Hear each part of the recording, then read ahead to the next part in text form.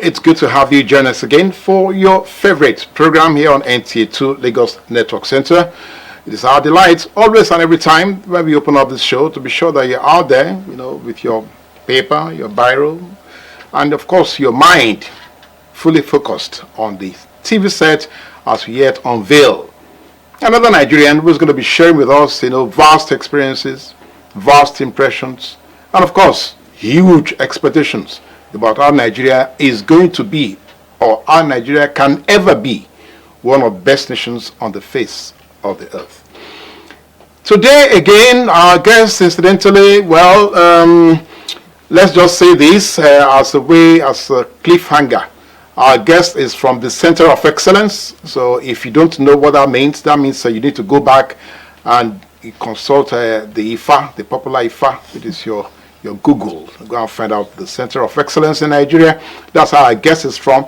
Our guest also is profiling what some of us, when we were in university, let me say secondary school, don't let me say university yet, because at that time you're already matured enough to decide what you want to do with yourself.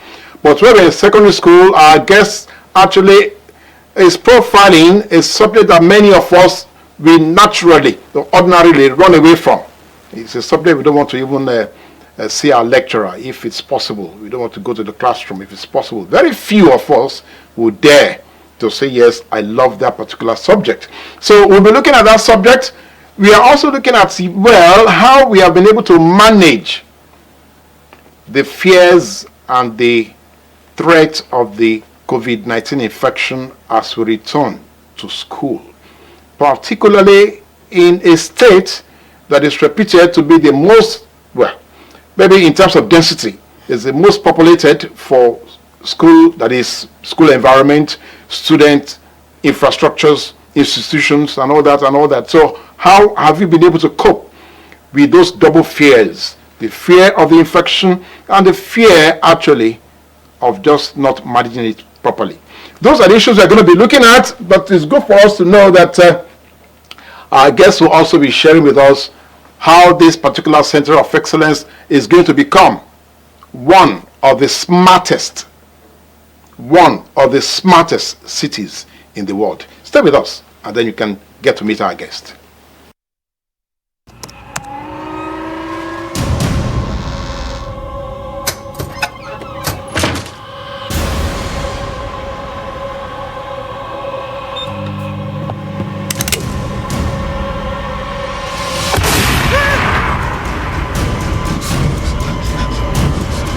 Experience unlimited super-fast internet access from Intel 4G.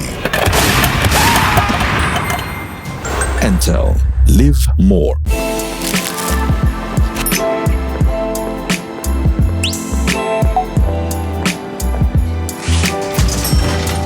Hey beautiful, your eyes, your smile are all begging me to take you home tonight. Now reading page 3. Experience unlimited super-fast internet access from Intel 4G. Intel. Live more. We must dilate the eyes. We look for if they have cataract, look at the back of their eyes. They have glaucoma. We do a full workup for them. You will remember the giant stripe they will make them. You will remember with nostalgia. We're going to be looking deeper than we ever looked in before to ensure that we close all the loopholes. It manifests as physical somewhere. Every edition is an arresting conversation with distinguished Nigerians from various strata of the society, bearing their minds on how we can realize the Nigeria of our dreams.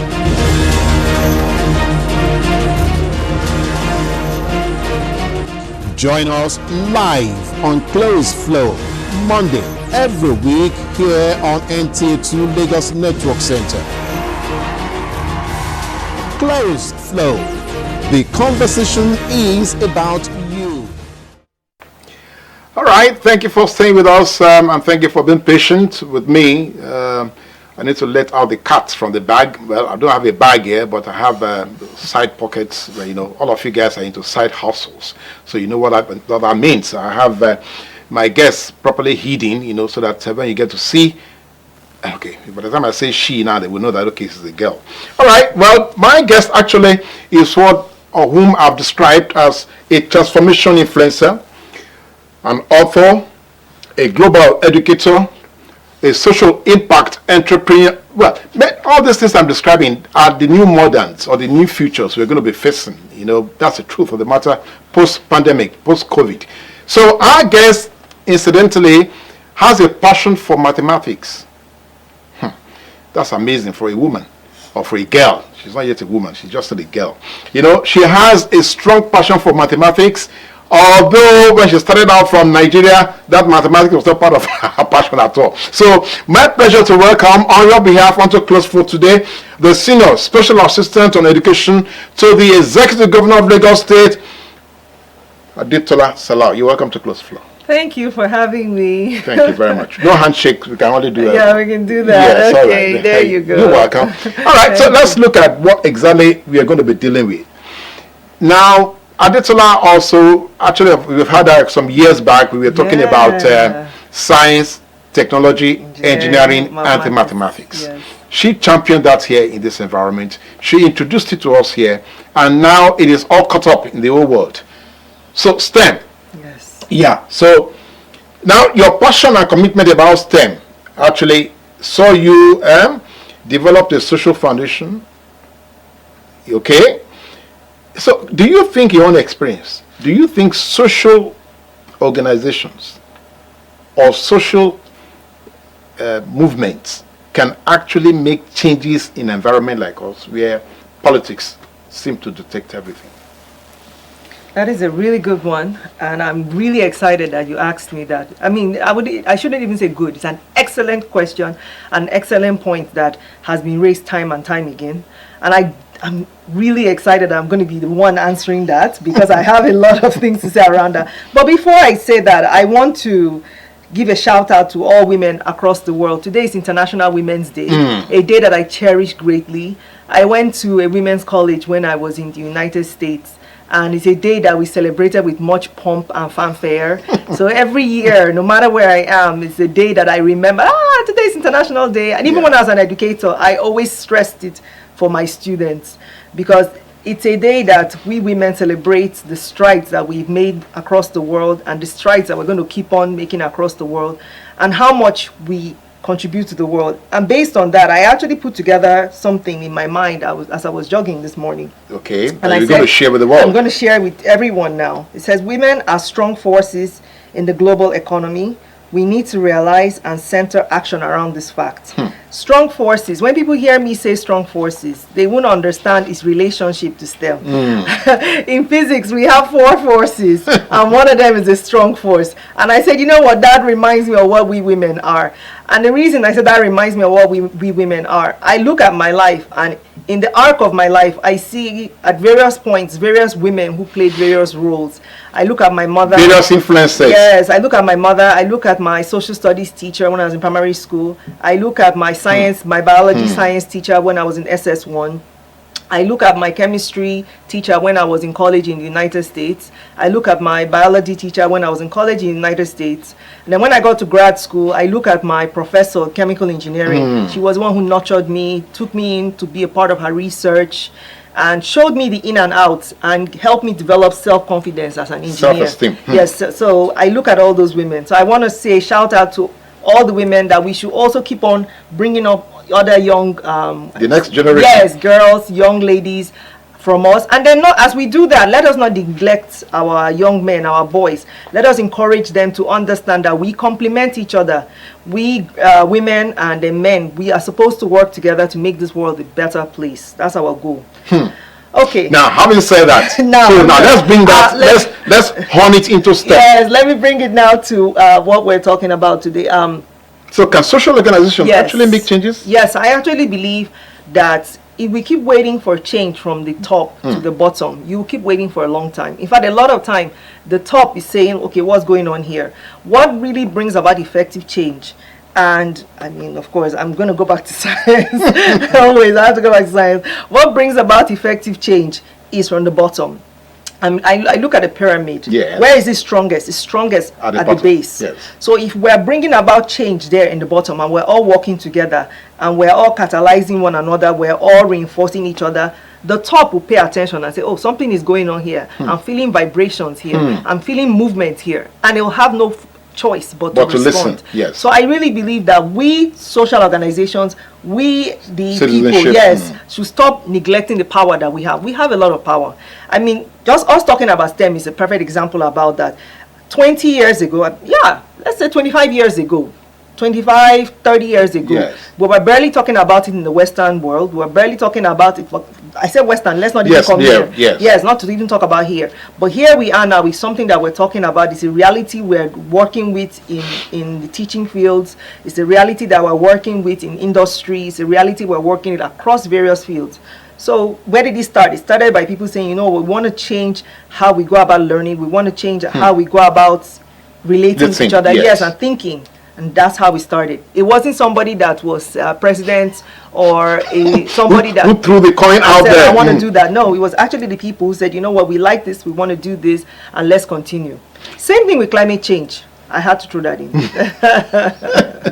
Okay, we'll come back to climate change. Now that is brilliant again, because that is actually, in a way, making us to see how we can empathically make all the changes available in our environment. But now, we have to also look at the fact that you have mentioned the next industrial revolution, okay, as part of this, which actually will be coming from the digital revolution, be coming from what we are dealing with right now, machine learning, will be coming from artificial intelligence, we'll be talking from robotics. Don't you think that if the way we are right now on the continent, don't you think we're going to face another level of recolonization by the time that is fully, deployed? And that's what we're trying to change by working on reforming and transforming education, transforming learning, so that our students, we give them ownership and power. In fact, I tell people that I'm not really happy about the pandemic. I'm not going to sit down here and say, wow, it was wonderful and it's great that it happened. However, I like to look at the flip side of the coin. I like to look at the opportunities. You see, in every crisis, in chaos, if you look very carefully, there are opportunities for learning and opportunities for growth. And the learning and growth for us was particularly hardest in the education sector, because we were very resistant to change. We were very resistant. This is how we've always done things. This is how we want to continue. I remember, as you rightly said, I was here years ago. We were talking about this, and since then I've been going across various states across this nation, doing advocacy work, talking about the importance of digital technology. And digital learning. I used to go to schools telling them about, you know what, you need to start infusing EdTech. You need to start seeing how our students, let me give you a perfect example. I was telling them, when I was in the United States, I started going away from just writing on the board. I started using PowerPoint lessons. And I went to a school and I broke this down for them. I told them how their teachers should start doing this so that they now start having their students gradually also deploy PowerPoint in the lessons while they are teaching and in lessons. And I broke it and I made it so easy for them. But the teachers were resistant. In fact, one teacher even quit. Yes, a teacher quit because she said, oh, I don't have an email address. Yes, I don't have an email address. I don't see why this is important for learning. Then I said, you know what, that's sad, because as an educator, as a teacher, I really believe that you're actually supposed to be a person modeling for your students. And the best way for modeling for your students is them seeing you constantly learn and make mistakes. And relearn, yes, and relearn. In fact, I used to always make fun of myself when I will make mistakes to my students. I say, guys, you see, we're not perfect. We're also learning. And I realized that the more I did that, the more it endeared me to my students, and the more they felt empowered to learn and try. They're like, after all, she too, she's doing this, she's learning. And so I was learning and doing things along with them. So I don't see why those teachers were afraid and scared. Why should I do this? This is so hard. This is too much, and they would just quit and not even try. And then, of course, 2020 came along. And 2020 just shattered everybody's understanding and the way things were done. And yes, the opportunity now came where, whether we like it as a pandemic, whether we like it or not, you couldn't teach in the classroom. You were forced to teach using your phone, using tablets, using laptops. And guess what? Everything I've been saying all along, Now came to the table. So I had a lot of people sending me emails, WhatsApp messages. Please, give us advice. Yes. What do you think? In fact, I'm supposed to get back to somebody by the end of today. They want me to give them advice. I've been dealing with that since last year. Please give us advice. What do you How think? to learn remotely. Yes. How give us advice about our children. And I laughed. Not that I was laughing at their pain, but I laughed because some of us who have seen trends and knew that whether we like it or not, this is where the world was going, had been advising and saying, guys, start taking proactive steps, start working on this, and it came to pass. Another thing that I had always been screaming to people about was how learning was no longer within four walls of a classroom. And when I used to say that, no, learning will always be in the class, so I don't understand what you mean, or it doesn't make sense. I said, okay, you will see. Whether you like it or not, learning does not have to be in a classroom. Learning does not have to be in a school. Learning can be you are sitting down in a bus, you are learning. Learning can be you are sitting down in that church, you are learning. It can be you and somebody are walking on the street going to the market. You start teaching each other. You pick up the phone and start listening to a YouTube video. Yeah. Learning can happen anywhere. And I've been saying that over and over and over, and 2020 brought that to pass too. I said, look at this. Everything I've been saying is coming to pass. So I had a lot of people sending me messages that, oh my God, are you? I said, no, I'm not a prophetess. It's just if you study trends and if you start looking, you will realize that the models that we were using was not working anymore. And it needed to change. And the way these children, and even the way these children are designed growing now, and evolving, yes, they are designed to learn independently and to go and seek knowledge for themselves, which is actually good. I think it's actually good because if you want to learn, you need to go and grab it yourself. Somebody giving it to you is passive. You don't really retain as much. But when you are the active person, there's something about you actively going there and seeking it and getting it and putting together. It stays with you than me standing in the stage and telling you. By the time I walk out of here, you don't remember anything. Okay. All right. We'll come back to that again also because it's part of the positions we have been trying to advance. But something came up a couple of years ago about the fact that women in Africa are actually great influencers. And even the United Nations or some of the agencies ranked women to be one of the leading, as it were, if it is possible, leading role models in the world. Now, my worry is this. In Africa, women, they are supposed to be in the kitchen. So, I mean, no. Adetola, you know exactly what I'm going. I know. Yes, so go ahead. they are to be in the kitchen. So where would that role modeling opportunity come, especially in an environment like us? Look at what I've just said.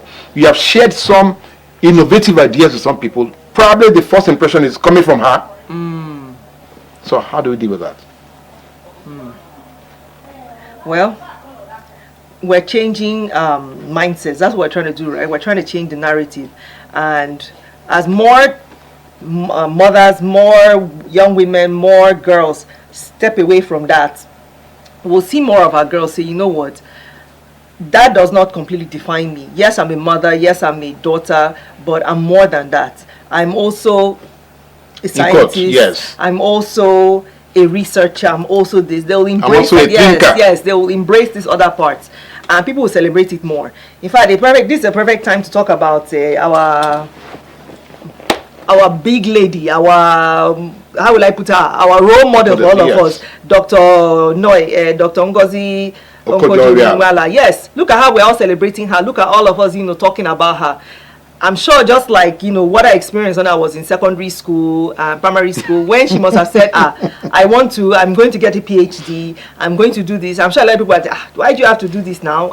Shouldn't you be making sure that your husband is okay? Shouldn't you be making sure your children are here?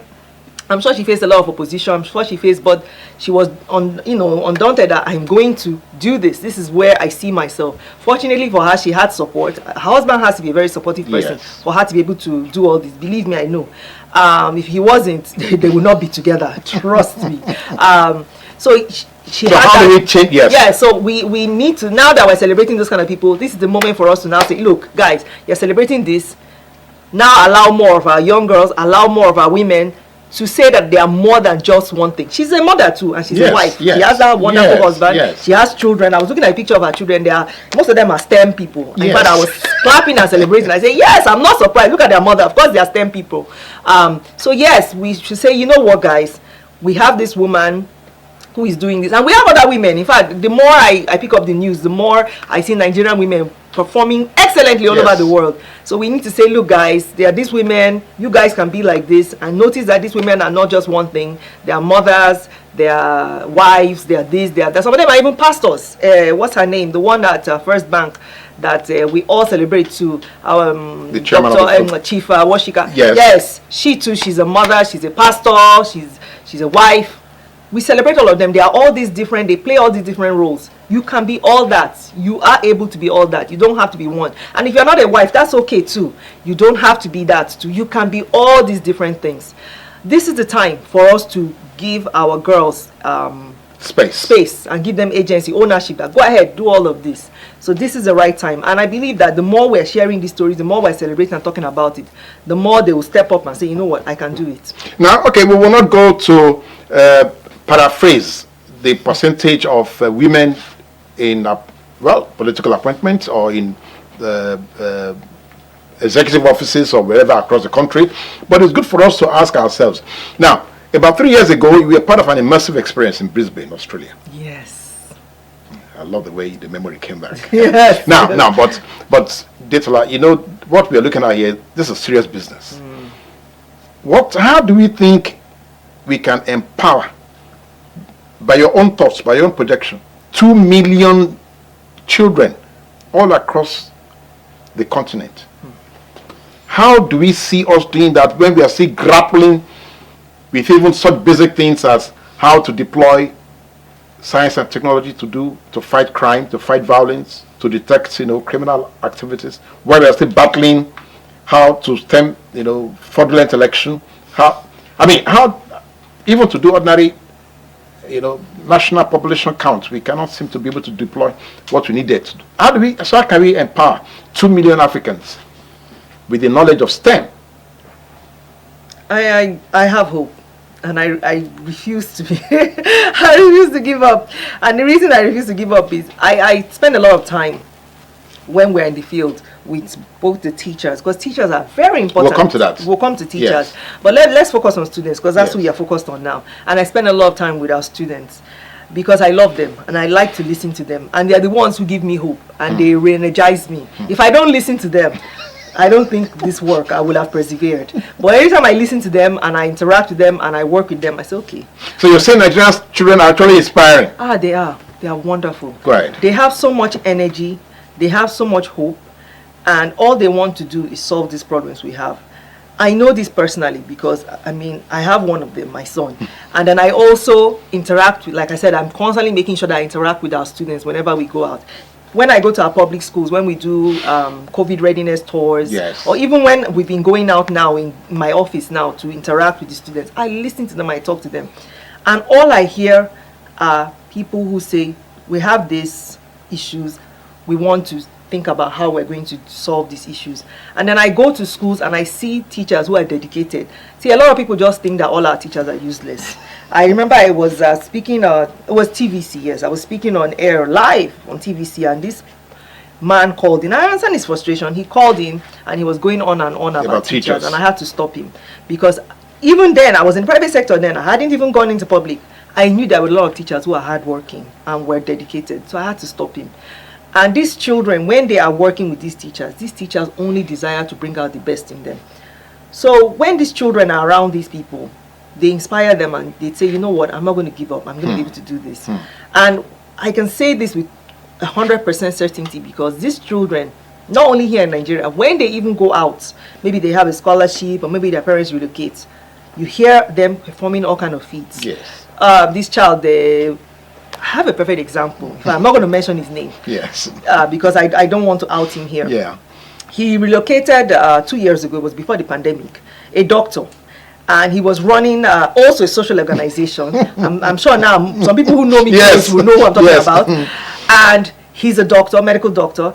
And I remember I went to go and speak at the program they had to, and I was encouraging him. I said, I love what you guys are doing, because they were empowering young people. See, I'm even narrowing it down more. They were empowering young people about SDGs and different things. And I was so excited. I said, this is wonderful. Look at her talking to the young children.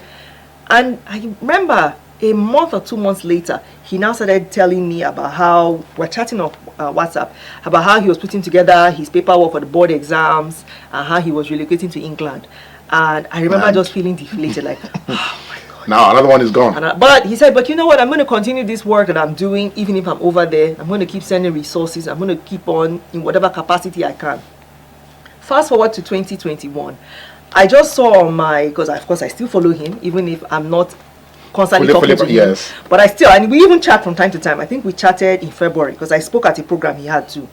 But anyway, I followed him and I saw that on BBC and on, where else? They were heralding the work that he did with some British research scientists.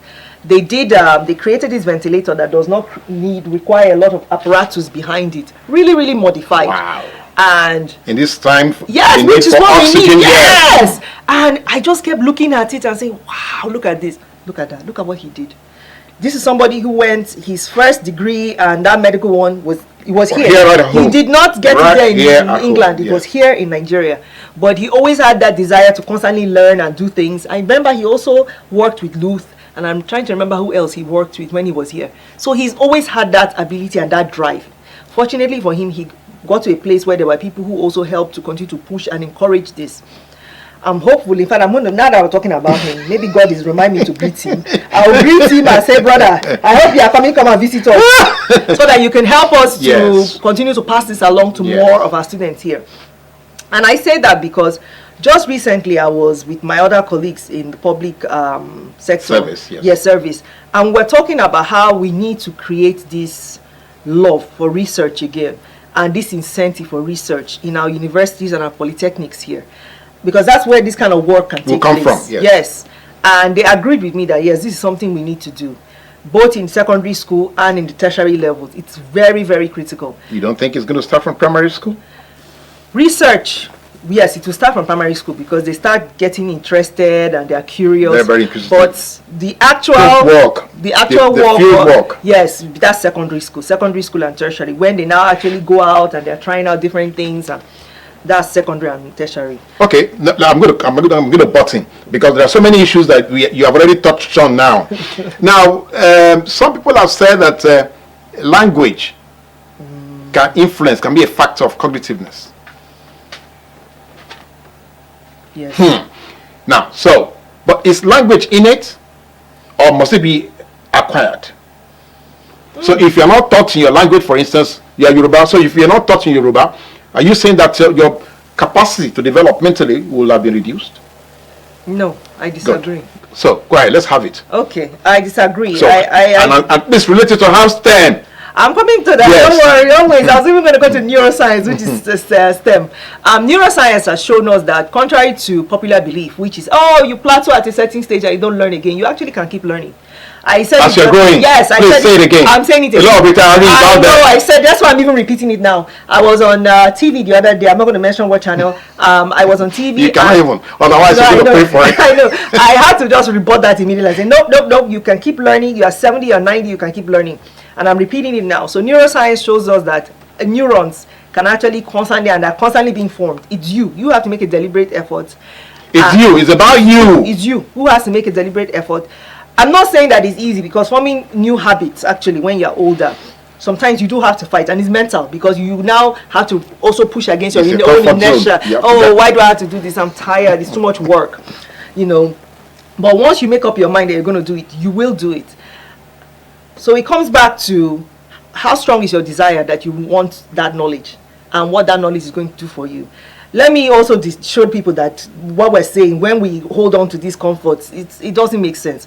Okay, somebody gets a scholarship to Finland or I'm thinking of those Nordic areas. Yes, or Scandinavia or Germany, one of them. And when you go to that university, it's in their language.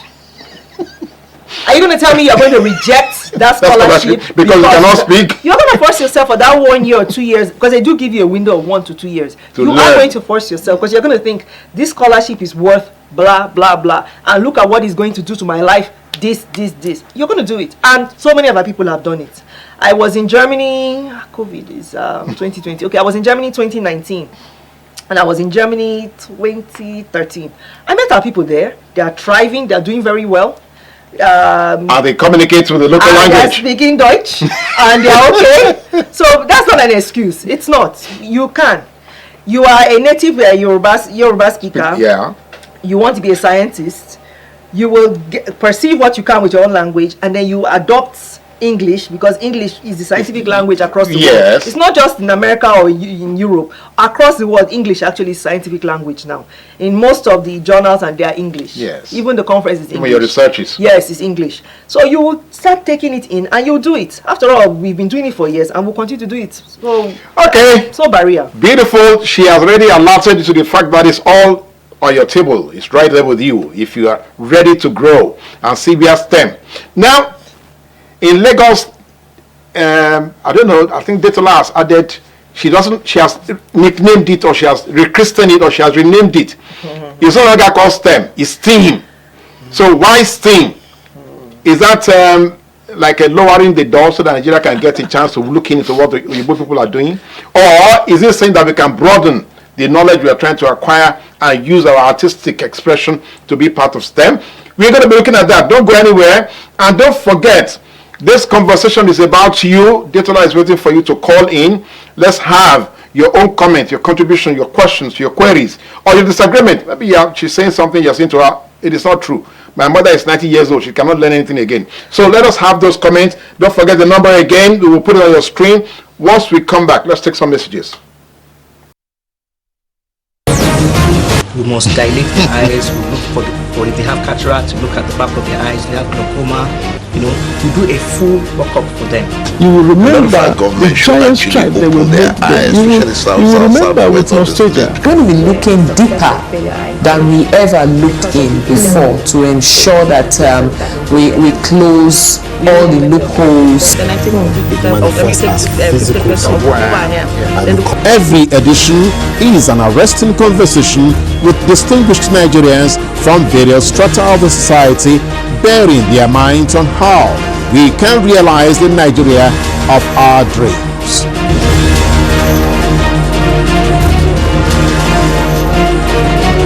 Join us live on Close Flow, Monday every week here on NTA2 Lagos Network Center. Close Flow. The conversation is about you. All right, thank you. Yes, we were taking some messages, but incidentally, Detola 2 in the studio here was tickling me, by the way. You know, no touch here, social distancing. So yes, let's come to that, really. That's a challenge. That's a new normal now, the new future. So how prepared are we to start living or reconnecting? Because Nigerians, particularly, I'm not sure about the rest of Africa, Nigerians are the most socially active humans I've ever seen. And they cannot actually begin to see themselves as don't touch, don't do this, don't kiss, don't hug, don't clap, it is all like a strange. So how have you been able to deal with that, especially from school up to homes? It is tough. We are very, very, very social beings in Nigeria, in Africa as a whole, and Nigeria. We are extremely social beings. It is really, really hard. And you will have noticed I alluded to in our previous segment about COVID readiness towards that. We're going around to schools, talking to the teachers, talking to the students, how ready are they, checking out the setups in their classrooms, making sure that they also work on the alternate days program that we have right now. For example, if you're in JSS1, that's for junior secondary school. Yes. JSS1, you're not going to school Monday, Tuesday, Wednesday, Thursday, Friday. You are going on alternate days. So maybe I'm just giving an example. Yes. Maybe this school will say JSS1 is Monday, Wednesday, and Friday. Then JSS2 will now be Tuesday and Thursday. Wow. Then JSS3. That way we have, first of all, it also enables us to have more room within the schools. Since less crowd. Yes, since JSS2 will not be around, we'll now occupy, break out JSS1 into those other classes, which now helps us to be able to retain the number size that we want in the classrooms. Our limit is between 25 and 30 per class. Yes, 25 to 30 per class. That's what we want. Wow. Anything more than that, we believe it's not possible to be really socially distant. So by having those alternate days, we're able to do that. And then we also are doing employing blended learning, where they are in person those days that I mentioned. Then those days that they are off, they're either learning on WhatsApp or they are learning via radio and TV, the learning channels that we have, platforms that we have. Is it easy? No. The children, having to, like you said, this new normal of learning offline when they're not in school. Online when they're not in school. And then also this need that they have for being around each other, which I actually agree is a really strong one. Children are social beings. Children need to be around other children. So I'm happy that we have a form where it's blended. It's not just totally their home and learning online. There has to be some form of them relating with each other. But on the other hand, we've done a massive campaign in explaining to them why we're separating them for each other's goods, why they have to have the mask on, why they are washing their hands, why there are sanitizers everywhere. And I'm hopeful that the teachers and the administrators will continue to follow up with them. And of course, the parents, hopefully, as they hear more and more of the challenges that we've been facing with us losing people, because quite a lot of us, we've lost people because of COVID, they will understand how important it is and why we all need to adhere to these restrictions, because that's what they are. They are kind of restrictions. But beyond the challenges, you see, I know I said it earlier and I'm going to say it again. I really want us to focus on the opportunity that is available. Yes. Number one, hygiene was an issue that we did not want to address for a long time. Public health, whether we like it or not, 2020 brought public health to the forefront. There was no way you could open a newspaper or go online without seeing something about public health. And not just in Nigeria, across the world. Then, another thing that was brought to the forefront was education. And not just Nigeria too, all across the world. And the irony is that these two areas, if you go to a newspaper in 2019, because I actually went to go online and look. There were not too many headlines. In fact, I'm even going too fast in headlines. Even in the papers themselves, they'll be maybe relegated to section 16 or 25. The back page. But when COVID-19 hit, 2020, everything public health and education were always on the front page or the immediate page after, or when you go online, immediately you see something about it. Everybody asking questions. I said it now, my phones were blowing up. People sending me messages on WhatsApp, on Facebook. I mean, whether mainly you are in education or you are in health, you are constantly being bombarded, as you said before we even started. People are constantly wanting to know what you think, what are your thoughts. So we had to deal with it. Okay, now let's come back to what Lagos State government is doing. Do you think, we know that part of your agenda will be that Lagos is going to be one of the smartest locations. Well, maybe not in the world, but at least on the continent. So now, instead of having STEM, you have STEAM. So what are you steaming up? Okay, let me address that. Yes, what are you steaming up that? Why art? Is that not a beggarly way of trying to see if you can join the global STEM campaign? Actually, the shift actually happened globally. It wasn't just here. So we can't actually claim this. We can't actually. What happened was, the whole idea around STEM is pedagogical, which means learning. How do you learn? How do you teach?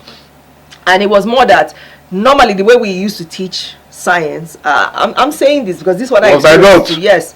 Yes, by rote, and it was separate. As I'm teaching physics over here, I'm teaching chemistry over here, I'm teaching biology. We forgot that they are all interconnected.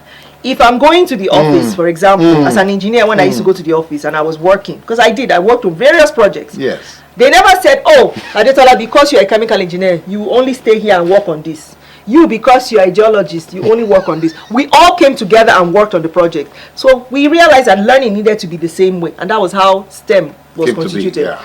And in that same purview, we now realized that by putting arts to the side, it was actually doing us a disservice, because arts actually is about culture, it's about life.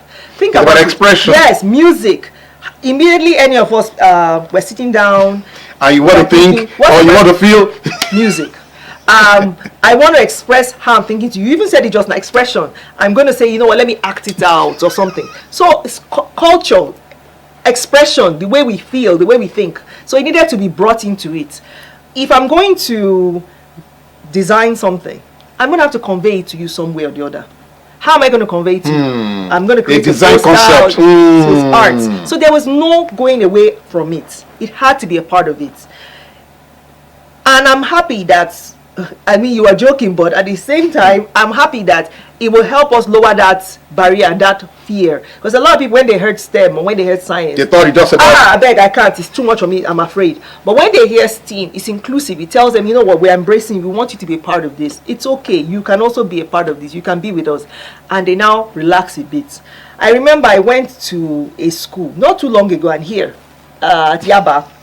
No, it wasn't, it was about 2 weeks ago. If I remember correctly, either 2 weeks or 3 weeks ago, and we were doing sensitization about our Steam Up Lagos project, Lagos State, of course, project, and we're telling the teachers about it and how we're so excited, how we can't wait to start unrolling it to all of them and for them to now carry it out with their students.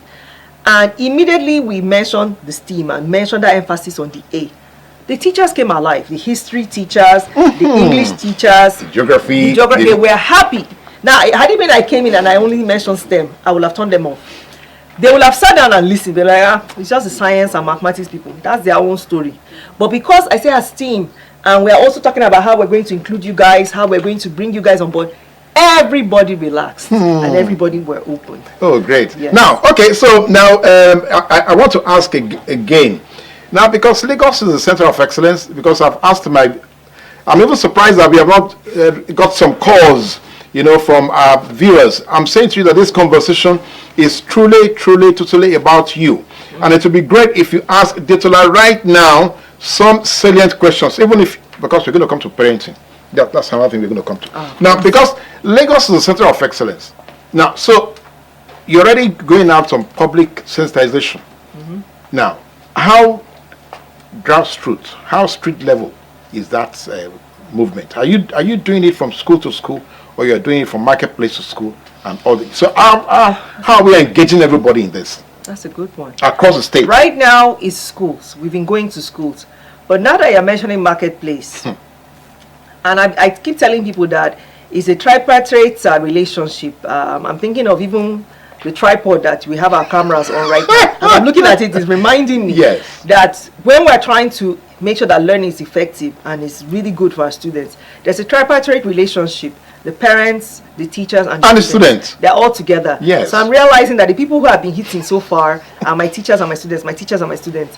And I've forgotten, I that preaches this and shouts a lot about this, have forgotten that my parents need to be included in this. So we're going to have to sit down and figure out how we're going to get our parents to sensitize them and get them on board. To be a part of this same... Yes. That's something that I would now have to go back and put my thinking cap on. Okay, great. So you're going to mention when you're deploying that you got that prompting from the NTA2 Lagos Network Center. I will.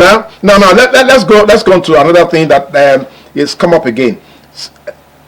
In the UK, Brexit has been blamed on the older generation. They're saying they forced them out of the European Union and all that, and the Gen X and the Gen Z are saying... Why, all of them? Yes, why? They don't want all this. Do you think that is going to happen on this part of the world? Why didn't they go and vote? Hello? Yes, hello? Hello? Hello, good morning. Yeah, good morning. How are you? Very well. Good. Can we have your name? Rachel. Your name is Rachel. Okay, nice. Yes. I want to find out, since I've been listening to the discussion, yes, she has been talking about public schools. How about the private schools? I was waiting for that. Rachel, listen to her. She said she's waiting for you. She has been waiting for your question. So go ahead. Rachel, yes. Private schools are also under the jurisdiction of Lagos State. I know a lot of us, and I also kept emphasizing and mentioning public schools, but actually, if you look at our mandate never said public schools. Our mandate said schools in Lagos. Which means, yes, we cover both public and private schools. So yes, indeed, as we roll out this intervention, eventually, we are going to start phasing it into our private schools, particularly our low-cost private schools. We're going to be reaching out to partners and organizations that work with them and start creating programs and interactions that will engage them, because it's really important. A lot of our students, in fact, in Lagos State, majority of our students in primary school, and of course even in the secondary school, are in private schools. So if we now neglect and turn our face away from them, we're going to be ignoring quite a number of our students and our teachers, and that is not what we intend to do, because they're part of, in fact, I'm sorry, I'm going to be going back again to 2020 and COVID, but I have to. COVID and what happened last year showed us that a lot of our students are in those schools, and they were affected negatively because a lot of plans were not put in place. For okay, now we're locking down schools. What are we going to be doing? How are we going to engage from school? Yes, and that was why you saw a lot of anxiety and back and forth between the private schools and governments, and getting upset and getting worked up. There was a lot. In fact, during that period, my phone, you don't want to know what was happening with my phones. So yes, we will be rolling out. Okay. Thank you, Rachel. Thank you very much. And we're expecting more calls, especially for concerned parents and teachers, and even students, pupils. You should call Auntie Detola and ask her. So what's going to happen next? Now, okay, the important thing again that you're going to answer the Gen Z and the Gen X. So do you think we're going to be having that issue? We're going to deal with that, whether you like it or not. I call it change of guard. There's just no two ways about. Yes, there's no two ways around it. There's always going to be that. Changing. Yes. Yes, there's always going to be that friction, and that's okay. This is my own ideas. This is what you're thinking, and I also say, my young people, this is an opportunity for your voice to be heard. You need to go and vote. That's what it is. It really comes down to that. It was the same issue in Britain. It's the same issue here. Get up and vote. The people who vote are the older ones because they know how important it is, and they know that their lives are affected, and they don't want. It's the same even in America. In fact, let me tell you, the best people in voting in the US, hands down, are always the older folks. From 50 upwards. Sorry, no, 55. 55 upwards. They do not play with voting because they know their retirement benefits will be affected. They know their standard of living will be affected. So immediately it's time to vote. Guess what? We have a caller. Yes, hello. Hello. Hello. Oh, we lost that caller. Again, please, can you please do some text? You have the numbers on your screen. Let's have some text messages so we can actually read out your questions or your comments, and this all I can deal with it. So go on. So yes, you have to go out and vote. You have to go out and vote. That's all it is. You want to have your voice heard, you care about an issue, get up and go and vote. It's that simple. Okay, all right, let's come to what is holding up STEM or STEAM. What are the pillars for the Lagos State government? You have your theme agenda as the standards, as the measurable impact you are going to be looking at across the state. So for STEAM, what are the pillars? What are the things you have laid there to say, okay, look, infographically, these are the things we must look at for when you're looking at STEAM? Teachers, capacity building for the teachers, being able to reach certain standards that we desire. Yeah, of course, that we desire for them to be at. Then the students, to see student engagement, and the students being able to take out what they're learning and translate it to relevance. You mean practicalize it? Yes, to what's happening in the real world. And then, what was the other one? Oh yes, being able to match up to global standards. Yes. Being able to match up to global standards. One of the key things that I really want to push, and we are going to push, because it's not just me alone. There's a bunch of us are all working together towards this goal, that we are going to push, is for our students to have interaction with their peers across the world. And when they do that, oh yes, it's very important. Internationalizing. Yes. When they're able to have those interactions, when they're able to have these back and forth, they will know that, okay, this is what's happening in South Africa, this is how they're thinking, this is what they're working on, I can start working on that, I can start thinking like that. They don't have 5 heads over there, or 3 heads. Okay, okay, so that's, that from what you have said now, that means the interest spread across all the ministries in Lagos. It's not just about education now. It's about... The way we are working on this here is for it to be how was the word we used? There was a word we used. It's not coming to me now. But anyway, it's going to be intertwined. Where, yes, I'm in education, but part of our project is going to involve Ministry of Environment. It's also going to involve youth and sports, right? Sport development. Yes, sports development. It's also going to involve agriculture. It's going to involve these different agencies. And we're all going to be working in tandem. Because, like I said, when you're solving problems, it does not happen in a silo by itself, in a vacuum. It affects other areas. So we need to work together so that we're solving this. And our students need to see that. Okay, all right. One other area I'd like us to quickly look at will be the fact that the World Intellectual Property Organization has been saying that developing nations or developing communities, developing people should be very careful with their traditional knowledge, because those knowledge can actually be, as it were, stolen if they're not careful. So is STEM or STEAM going to be able to do anything about this? Because we know that in terms of expression, arts from Africa seem to be dominating, well, as it were. Well. Yes, okay, right. So is STEM or STEAM going to be doing anything about making sure that we are protecting our traditional cultural expressions? That's up to our students to realize, Beautiful. our young people to realize Beautiful. that they need to take ownership and they need to start recording and patenting some of this. And I remember, Can you repeat that? That's very yes, critical. I know Yes. it is. Yes. That they need to take ownership and they need to start recording and archiving our own information and patenting some of this knowledge that we have and things that we've been working on. Yes. And I remember, I was talking about also working with other agencies. I was with the Ministry of Science and Tech, who we call MOST fondly, in our, because that's what we call them, Yes. MOST. And we were talking about this, about teaching our students, both in secondary and in tertiary level, how to go out there and sign out, because we do have a patent agency at Abuja. Yes. How to sign out for that, so that when they learn that how to do it here, they can also learn how to do it internationally too. That's very important. No, it is. It's very important. And then also sharing to the world what we're doing. I remember, I think it was also on this same show for the very first time that when I was doing my research when I came here, that I found out that the binary system that they are making so much noise about all across the world is something that we've already been using in Yoruba culture. And I'm like, what? But we never expressed it. We never demonstrated it for people. We never showed them. I mean, fortunately, we do have evidence from things around us. If not, they probably would have said we made it up. Yes. But we never did it in time because we're not proud of our culture. But I'm happy that now people are talking about it more. It's out there. It's out there in the public sphere now. Yes. So this is something that we need to be doing more. Okay. All right. So you have a maxim that I wanted to explain to our audience, the entire country. You say, I hear, I forget. I see, I remember.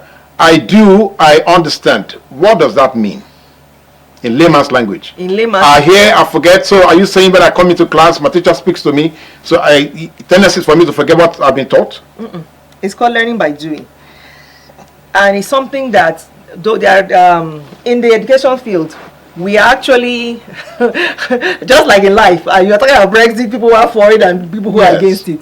We have various people who are for this and for that, and I believe I'm in one of those theories. I am a strong believer. We call ourselves the constructivists, and we believe in learning by doing. And that means what you're talking about, where we believe that the more active you are, in what and you are learning, and how you take ownership in your learning, the more of an excellent learner you be, the more ownership you have, the more you will say, you know what, I've enjoyed this now. For the rest of my life, I'm going to continue to be learning and I'm going to continue to be doing this. And the more, see, for me, it's not just a theory that was expounded in my, because I'm reading it in my write-ups and articles, but I've actually seen it, that when science, because you were even alluding to it earlier, that when I was learning science here, when I was in secondary school here in Nigeria, I did not enjoy science because all my teachers were doing writing on the board and telling us. But the moment we traveled and I was in my undergrad in New York and we started actually carrying out experiments, we started having projects, we started going for field studies, the more I started interacting with other people, the more I started doing this work by myself and having to think and expound upon it, the more my learning deepened. And I said, wow, you mean this is why we talk about acid, I'm just giving an example, acid-base reactions being this way or that way. Whereas before, all I knew was, okay, an acid is red, a base is blue. But I actually saw it. And it was fantastic when I actually saw it. Okay, now let's come back to the question of parenting. Now, because that's an issue that will seem to be recurrent on the continent. So how much of rethinking are we sharing with our parents as we face this new normal? How much? Now people are learning remotely, for instance.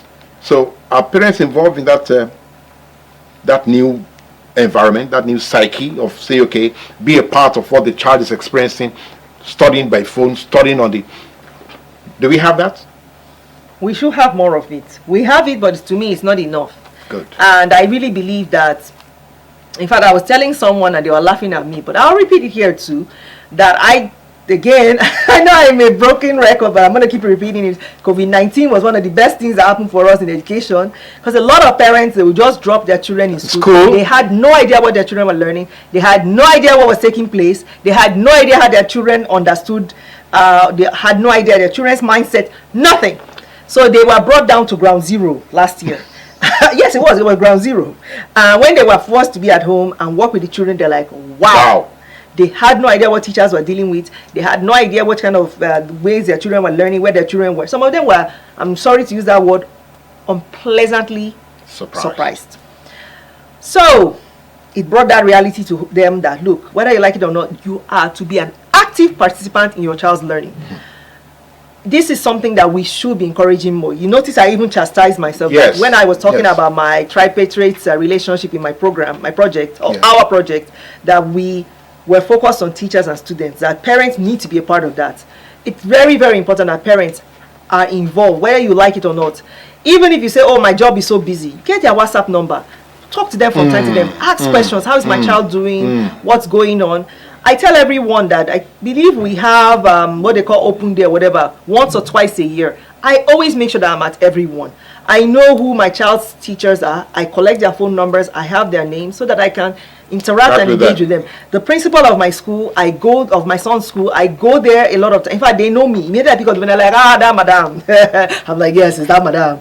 They know me. I go there. Yes, I take out time. I go there. I ask questions. I want to know what's going on. Okay. Well, because my producer is saying that virtually the whole studio is now swamped. So before the next program is on, can you just quickly, can Lagos share this experience with the rest of Nigeria? Yes, that's our plan. Our hope is that by seeing what we're doing here at Lagos, other people will take this model and run with it and say, you know what, we want to do this too. We want to have things like this where our children are learning and are engaged actively and are enjoying learning and are becoming creators and innovators. So yes, that's our hope and our joy. So yes. Adetola, thank you very much. It's a pity. I know that a call was coming in, but it's rather late now. We're wrapping up on this show. You can't take that call. No, we cannot take that call. I think my producer says we have another program already lined up. Okay, so can we ask our viewers to please send their comments or their questions onto our page or to all our social media handles so that Adetola can respond to them. We'll share them with her, so that she can actually get on top of that. Thank you so much for coming on the show. Thank you. And for the rest of Nigeria, we always say to you that the conversation on Closed Flow is never over. Don't forget that after the live streaming on YouTube, you can go back to our Facebook page, our Instagram page, and Twitter, and let us have what you have to say on what Adetola has spoken about here today. We have moved from STEM to STEAM. So steam up your life. That's just a saying. It's all in your hands. Don't actually wait for the thing to come from the top. Let it grow from the bottom, because that's what the pyramid is. So until we see again, it's bye for now.